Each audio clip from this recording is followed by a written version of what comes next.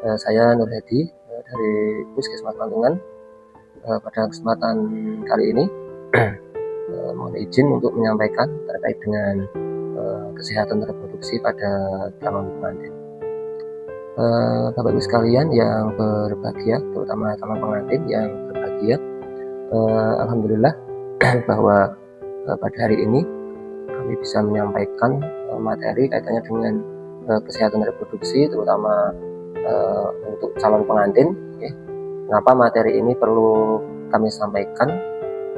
Yang pertama kaitannya dengan pernikahan, bahwa perlu kita ketahui bersama bahwa pernikahan itu perlu dipersiapkan, terutama kaitannya dengan persiapan secara fisik, persiapan secara materi, persiapan secara mental dan sebagainya.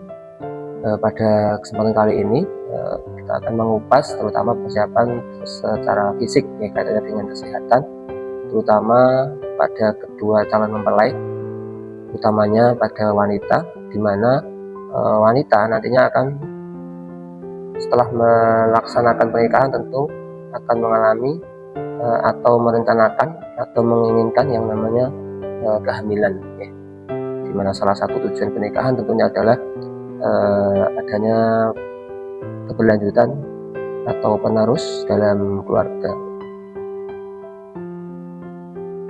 Jadi hamil itu kan sama dengan membangun generasi penerus, di mana kehamilan itu perlu dipersiapkan sejak dini, agar nanti generasi penerus yang dihasilkan atau anak yang dilahirkan mempunyai kualitas yang bagus, baik itu secara fisik, mental, sosial dan sebagainya. Mengapa kehamilan itu harus direncanakan, Bapak sekalian?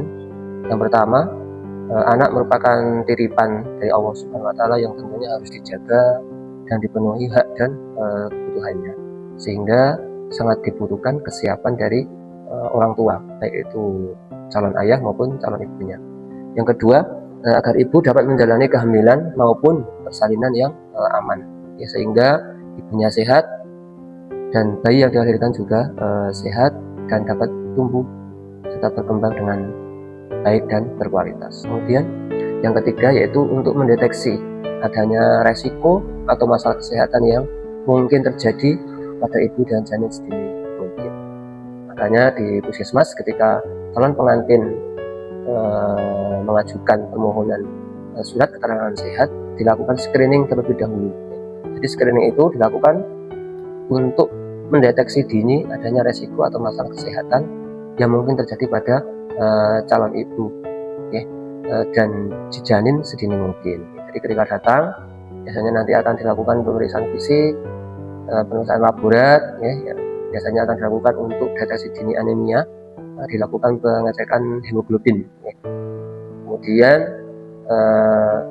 setelah selesai dilakukan deteksi dini, baik secara fisik, tadi dilakukan pemeriksaan fisik, mulai dari rambut sampai ujung kaki, dilakukan pemeriksaan mental menggunakan SRQ, jadi kejiwaannya juga dilakukan tes. Kemudian juga dilakukan pemeriksaan penunjang, yaitu utamanya untuk mendeteksi dini ada tidaknya penyakit anemia pada calon pengantin. Juga dilakukan tes HCG, jadi untuk mendeteksi apakah calon pengantin itu sudah hamil atau belum, karena yang datang ke puskesmas itu sekian persen sudah hamil biasanya. Nah, itu juga penting untuk diketahui. Kemudian seseorang, terutama calon pengantin perempuan, itu dikatakan layak hamil. Yang pertama, umurnya ideal, yaitu rentan 20 sampai 35 tahun. Jadi sesuai dengan undang-undang yang berlaku terutama untuk umur, batas minimal menikah itu kan 20 tahun untuk perempuannya, sehingga di usia 20 sampai 35 tahun itu secara fisik seorang perempuan bisa untuk hamil atau mengandung. Jika usianya kurang dari 20 tahun itu dianjurkan untuk menunda kehamilan. Usia di atas 35 tahun dianjurkan untuk tidak hamil lagi, karena banyak juga yang menikah itu di atas 35 tahun, itu terutama untuk pernikahan yang kedua, ketiga, keempat, dan seterusnya. Kemudian jumlah anak, jumlah anak idealnya kurang dari 3 ya. Jadi apabila ada calon pengantin barangkali sudah memiliki anak lebih dari 3, itu dianjurkan tidak hamil. Kemudian jarak kehamilan idealnya jaraknya adalah di atas 2 tahun. Jadi kurang 2 tahun itu harus ditunda kehamilannya sampai usia anak 2 tahun ke atas.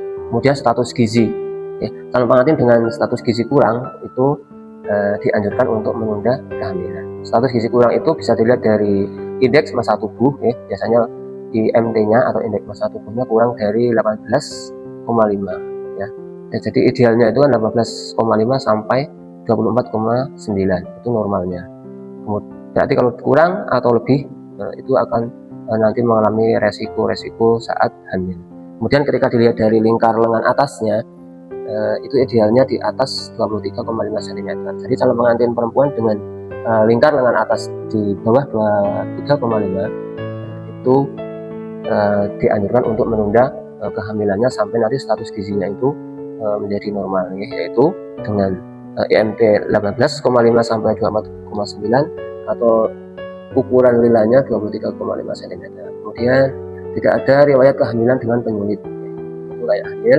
Jadi barangkali ada calon pengantin yang sudah pernah hamil, kemudian ada penyulit, itu juga harus menunda kehamilan berikutnya.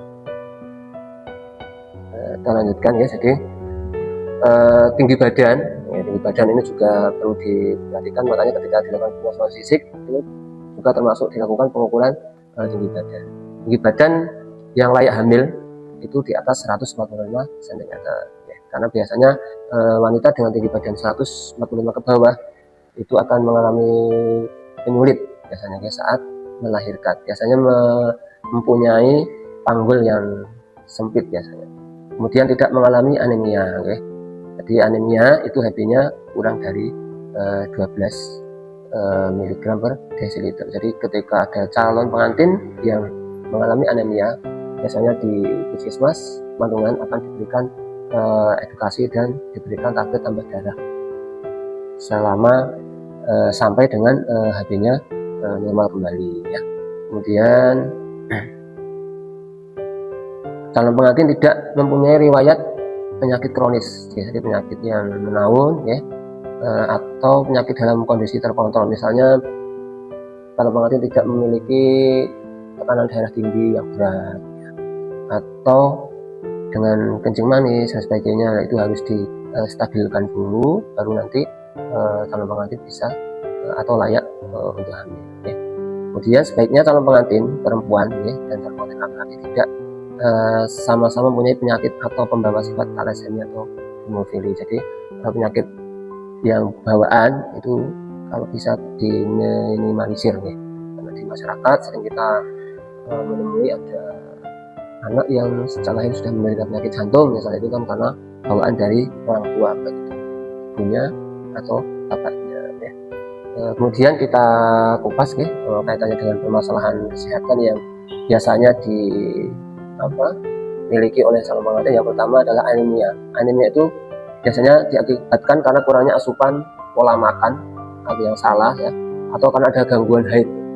Biasanya calon pengantin perempuan dengan haid yang tidak teratur, di mana mungkin frekuensinya yang sering atau barangkali darah yang keluar juga terlalu banyak itu juga nanti akan bisa menyebabkan penyakit anemia. Bisa juga karena infeksi cacing dan sebagainya. Dikatakan anemia jadi tadi HB-nya kurang dari 12 gram per desiliter Jadi gejalanya ada letih, lesu, lemah, lunglai, pusing, mata berkunang-kunang. Kemudian kalau dilihat secara kasat mata itu akan terlihat pucat. Dampaknya nanti apa anemia itu untuk wanita hamil? Pertumbuhan janin tentu akan terhambat karena orang dengan anemia itu nanti asupan gizinya tentu akan berkurang, terutama bahwa sel darah merah itu akan mengangkut oksigen.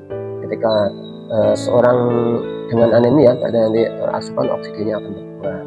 Kemudian bayi berat lahir rendah atau biasanya janin yang dilahirkan itu akan mengalami berat badan lahir rendah atau BBR atau bisa mengalami juga prematur atau ada kelainan bawaan, bayinya juga bisa anemia ya, dan juga yang paling ini bisa mengalami resiko perdarahan saat melahirkan. Pencegahannya yaitu dengan mengkonsumsi makanan yang banyak mengandung zat besi atau diberikan tablet tambah darah ya, biasanya diminum 1 tablet setiap minggu, kecuali kalau pengantin perempuan mengalami menstruasi itu, jadi selama menstruasi minum tablet tambah darahnya sehari sekali. Kemudian mengatasi penyakit penyerta. Bila calon pengantin itu mengalami anemia karena penyakit tertentu, maka penyakitnya itu harus ditangani dulu. Kemudian kekurangan gizi ya, ini juga dinamakan KEK atau kurang energi kronik. Biasanya kalau diukur lingkar lengan atasnya itu kurang dari 23,5 cm, atau kalau diukur IMT-nya, indeks massa tubuh, itu kurang dari 18,5 cm, 18,5. Jadi untuk yang kekurangan energi ini juga bisa mengakibatkan anemia ya, bisa mengakibatkan perdarahan saat melahirkan ya, bisa mengakibatkan keguguran, atau bisa karena daya tahan tubuhnya rendah, biasanya mudah terkena infeksi ya. Kemudian janinnya mengalami bayi dengan berat badan lahir rendah, bayi juga bisa lahir mati ya. Kemudian bisa juga adanya kelainan bawaan pada janin ya. Kemudian tentu itu perlu kita cegah ya, dengan calon pengantin tersebut mengkonsumsi makanan dengan gizi yang seimbang, dan bila ada penyakit penyerta harus disembuhkan penyakit. Kemudian obesitas itu kalau dilihat ya, kita ukur lingkar perutnya untuk perempuan biasanya dikatakan obesitas itu lebih dari 80 cm, dan untuk laki-laki lebih dari 90 cm, itu namanya obesitas. Kemudian IMT-nya itu lebih dari 30. Dampaknya apa untuk obesitas ini terhadap kesehatan janin ya? Yang pertama akan meningkatkan resiko keguguran atau abortus ya, atau nanti bisa terjadi preeklamsia ya. Kemudian dampak pada janin bisa kelainan kongenital, bisa kematian dan sebagainya ya. Untuk pencegahannya tentu harus merubah pola makan ya, meningkatkan aktivitas fisik, kemudian mengelola stres ya, sehingga berat badan dari calon pengantin itu harus diturunkan dengan pola-pola yang baik dan benar ya. Kemudian penyakit gula atau diabetes mellitus ya, jadi kalau diukur gulanya ya itu lebih dari 120 mg per desiliter. Jadi gula darah puasa lebih dari 120 itu dikatakan diabetes ya. Kemudian kalau 2 jam setelah makan itu kalau diukur biasanya menunjukkan angka di atas 140 mg per desiliter ya. Kemudian gula darah sewaktu itu lebih dari 200, itu dikatakan diabetes mellitus ya. Dampaknya apa? Yang pertama tentu wanita yang hamil dengan DM atau kencing manis itu akan mempunyai resiko hiperbilirubin ini. Jadi nanti bayinya itu akan kuning ya. Kemudian ada resiko komplikasi persalinan ya. Biasanya wanita hamil dengan DM itu akan melahirkan bayi yang besar ya, atau makrosomia ya. Kemudian terjadi peningkatan resiko kematian, yaitu kematian ibu maupun bayi. Kemudian untuk resiko diabetes tipe 2 dan obesitas pada usia anak dan remaja. Jadi nanti dengan karena DM itu penyakit yang menurun ya, nanti janinnya ketika ibunya itu mengalami DM nanti juga bisa beresiko menuruni penyakit ibunya. Jadi DM, hipertensi dan penyakit-penyakit tidak menular itu sifatnya menurun ya. Jadi menurun ke anaknya, sehingga diusahakan agar kalau pengantin itu sehat ya, baik itu laki-lakinya ataupun perempuan. Kemudian penyakit jantung itu juga nanti akan berdampak pada janin. Yang pertama akan ada peningkatan denyut jantung pada ibu selama kehamilan, sehingga jantung ibu akan mengalami kelelahan karena jantung bekerja terlalu berat. Kemudian karena jantungnya sudah tidak berfungsi dengan baik, tentu sirkulasi atau distribusi gizi pada janin juga akan berkurang, sehingga pertumbuhan janin akan terganggu. Kemudian bisa mengalami keguguran, bisa mengalami kelahiran prematur ya. Bisa juga yang paling fatal adalah terjadi kematian pada ibu maupun pada bayinya. Kemudian tekanan darah tinggi atau hipertensi ya. Jadi dikatakan darah tinggi itu bila tekanan darahnya itu lebih dari 140/90 itu dikatakan darah tinggi atau hipertensi. Orang dengan hipertensi nanti akan berdampak apabila hamil itu akan meningkatkan resiko preeklamsi dan eklamsi. Dan biasanya orang hamil dengan eklamsia ini harus dirujuk ke rumah sakit, jadi untuk mencegah terjadinya kematian ibu dan janin. Jadi kematian ibu dan janin itu kebanyakan diakibatkan karena adanya eklamsia yang disebabkan karena tadi calon ibunya mengalami tekanan darah tinggi. Itu yang kemudian ada penyakit ginjal kronik ya. Biasanya ditandai dengan tekanan darah yang meningkat ya. Kemudian perubahan frekuensi pada buang air kecilnya ya, adanya darah dan sebagainya. Dampaknya tadi ada peningkatan resiko abortus, peningkatan berat badan lahir, kemudian bayi resiko mempunyai masalah ginjal kronis. Jadi nanti ketika seorang ibu mengalami atau menderita penyakit tidak menular ya, tadi ada DN, hipertensi, penyakit ginjal, itu janinnya berisiko terkena penyakit yang sama dengan calon ibunya ya. Termasuk juga kondisi kesehatan mental dari calon ibu maupun calon bapak juga harus diperhatikan, karena orang dengan gangguan mental emosional ya, ketika nanti hamil dan merawat anak tentu akan sulit ya, karena untuk merawat dirinya sendiri itu tidak mampu ya. Nah, sehingga yang perlu diperhatikan ketika calon pengantin mengalami gangguan emosional tadi ya, harapannya bisa terdeteksi dini sehingga tidak akan terjadi nanti di rumah tangganya itu ada KDRT atau kekerasan dalam rumah tangga ya. Itu sesuatu yang harus dihindari teman sekalian ya. KDRT itu bisa kekerasan secara fisik ya, secara psikis. Secara fisik itu bisa memukul, menendang, menampar, mencubit ya, melukai, menjambak. Kemudian untuk secara psikis bisa menghina, merendahkan ya, mengancam ya. Bisa juga kekerasan seksual ya. Kekerasan seksual biasanya terjadi pemaksaan hubungan seksual ya. Kalau pasangannya tidak mau ya jangan dipaksa, itu nanti bisa terjadi kekerasan seksual sehingga hubungannya tidak aman. Atau penelantaran ya, jadi tidak diberikan nafkah baik lahir maupun batin. Kemudian ada eksploitasi, memperdagangkan, diperbudak dan sebagainya. Nah, untuk kekerasan dalam rumah tangga ini pencegahannya yang pertama harus saling mendukung antara anggota keluarga ya, suami istri, menjaga ucapan dan perilaku ya. Jangan sampai ada kesalahpahaman, kemudian bisa mengelola stres. Jadi stres itu harus dikelola dengan baik ya. Kemudian tingkatkan ibadah. Jadi kita mendekatkan diri pada Allah Subhanahu wa taala bersama-sama. Kemudian bisa mengkonsultasikan permasalahan yang ada. Jadi ketika ada permasalahan itu dikomunikasikan dengan anggota keluarga yang lain ya.